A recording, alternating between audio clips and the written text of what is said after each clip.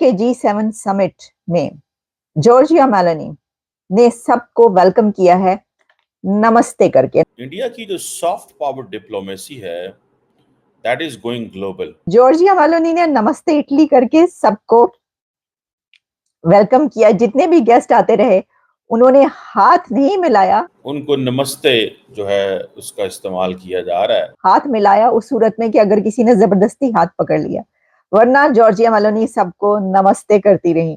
और सिर्फ वही नमस्ते नहीं करती रही, उनको देख के बाकी सब लीडर्स भी नमस्ते करते रहे, क्योंकि जब वो ऐसे कर रही हैं तो जाहिर है बाकी सब लीडर्स को भी नमस्ते करना पड़ रहा है। इनको अपनी बोई हुई हर फसल काटनी पड़ेगी। आया ना मजा? सुभान अल्लाह।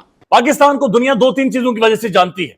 पहली चीज है आप भिखारी हैं, हम भीख मांगते हैं। दुनिया में जहां पर जाते जाकर कहते हैं हमें दमड़ी दें, हमें पैसे दें, हमें डॉलर दें, बराए मेहरबानी हमें पैसे दें, हम लंबे पड़ जाते हैं। हम पैसे मांगते हैं, पूरी दुनिया हमें मंगू के नाम से जानती है। प्राइम मिनिस्टर मोदी 3.0, जी हाँ, फर्स्ट प्राइम मिनिस्टर बनने के बाद, थर्ड टाइम प्राइम मिनिस्टर बनने के बाद मोदी जी का ये फर्स्ट विजिट है जो उन्होंने इटली के लिए किया है। वेस्ट को सिर्फ एक ही मुल्क अट्रैक्ट करता है, क्योंकि the country which has the capacity, capability, resources, intention, will, वो सिर्फ और सिर्फ जो है वो इंडिया है। और साथ साथ ये भी कहा जा रहा है कि G7 समिट में वो हिस्सा लेंगे, लेकिन भारत G7 का हिस्सा नहीं है। को पता चले कि पाकिस्तान के अंदर इस वक्त इंडिया को लेकर कितनी बड़ी बड़ी स्टेटमेंट पास की जा रही है, ये इंडिया की बहुत बड़ी विक्ट्री है। भारत को फिर भी, क्योंकि एक इंतहाई इम्पोर्टेंट कंट्री है, भारत में कई दूसरी चीजें जिसमें G7 को छोड़ दीजिए, अगर जो G20 SCO की मीटिंग्स और कई दूसरी चीजें हो रही हैं, तो इस वजह से भारत की अपनी एक इम्पोर्टेंस है। नमस्कार, जय हिंद दोस्तों जैसे कि आपने क्लिप में देखा, इटली में G7 शिखर सम्मेलन में जॉर्जिया मेलोनी ने भारतीय कल्चर के साथ सभी को हाथ जोड़कर स्वागत किया, जिसको देख हमारा पड़ोसी मुल्क पाकिस्तान भी हैरान है। दोस्तों, G7 शिखर सम्मेलन के आउटरीच सत्र में शिरकत करने के लिए इटली पहुंचे भारत के प्रधानमंत्री नरेंद्र मोदी ने अपने समक्ष इटली की प्रधानमंत्री जॉर्जिया मेलोनी से शुक्रवार को मुलाकात की। दोनों नेताओं ने एक दूसरे का अभिवादन नमस्ते कहकर किया। गौरतलब है कि प्रधानमंत्री मोदी यहां वैश्विक नेताओं के साथ व्यापार मुद्दे पर लगातार द्विपक्षीय वार्ता कर रहे हैं। कुछ देर पहले ही प्रधानमंत्री मोदी ने फ्रांस के राष्ट्रपति एमनुएल मैक्रों से मुलाकात कर रक्षा, परमाणु और अंतरिक्ष क्षेत्र समेत सामरिक साझेदारी को और मजबूत करने के तरीकों पर चर्चा की। आज दुनिया में भारत की सॉफ्ट पावर की दुनिया भर में चर्चा है, जिसको देख पाकिस्तान जला बुना बैठा है।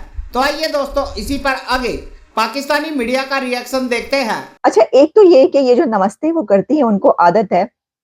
उसकी वजह ये है कि जब वो इंडिया गई थी और जब भी उनकी नरेंद्र मोदी साहब से मुलाकात हुई है, मेलोनी साहिबा की, तो वो वहां से सीखा है उन्होंने।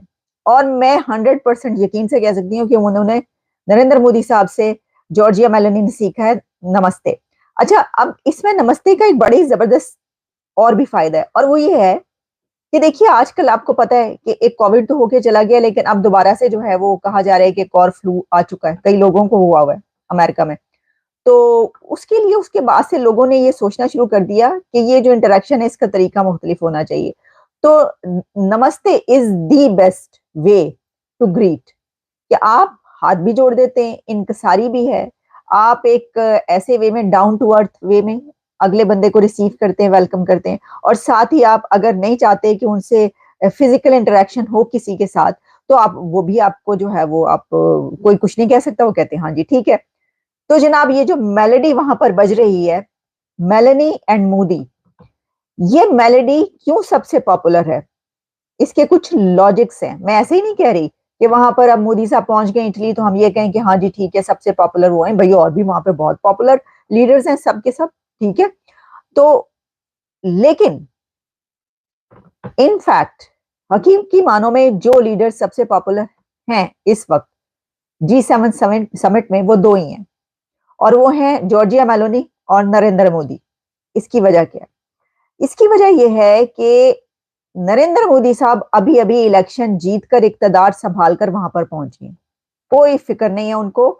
यानी ये कि ऐसा नहीं है कि उनको आगे अभी जो है आगे इलेक्शन होने हैं, वो कब तक रहते हैं कब तक नहीं रहते, वो बिल्कुल सुकून से अपना सब कुछ फाइनल करके वहां पर पहुंचे, जीत कर इक्तदार संभाल के हुकूमत बना के फिर वो अपना पहला ट्रिप अपनी कंसेक्टिव थर्ड टर्म में कर रहे हैं इटली का। तो इससे ज्यादा जबरदस्त और एंजॉय करने वाला ट्रिप कौन सा होगा। अच्छा, अब जो जॉर्जिया मेलोनी है वो इस वक्त यूरोप में और वेस्ट में one of the most popular lady कही जाती हैं। बहुत उनको पसंद किया जाता है, बहुत ज्यादा लोग उनसे प्यार करते हैं, तो वो भी बहुत पॉपुलर है।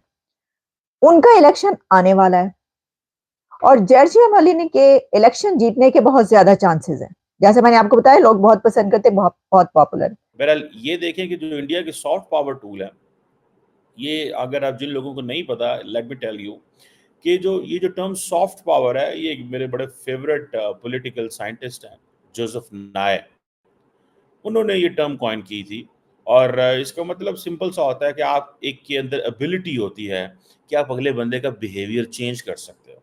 सो अगर आपको याद हो, कोविड के ज़माने के अंदर इंडिया ने क्या किया कि इंडिया ने पूरी दुनिया को ये कहना शुरू कर दिया, भाई देखो हम तो ये नमस्ते करते हैं, तो हैंडशेक करना नहीं चाहिए, बिकॉज खतरा है कि एक शख्स से दूसरे शख्स में मतलब बीमारी की शिफ्ट ना हो जाए।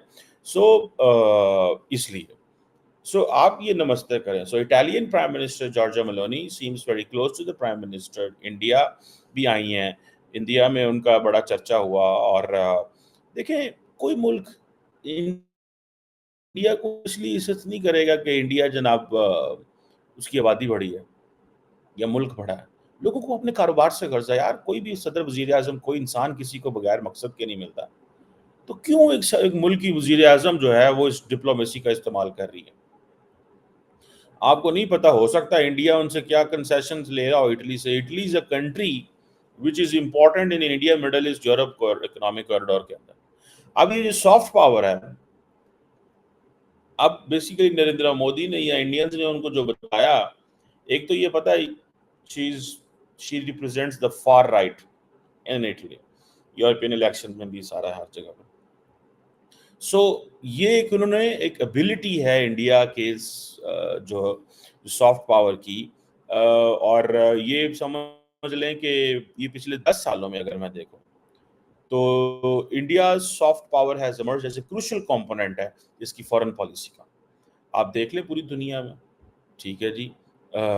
एक अगर आपको याद हो कि एक बुक भी लिखी गई थी 2012 के अंदर, एक कांग्रेस के हैं, नाम उनको मेरे ज़हन में नहीं निकल गया, शशि थरूर, उन्होंने बुक लिखी थी पैक्स इंडिका, ठीक है जी।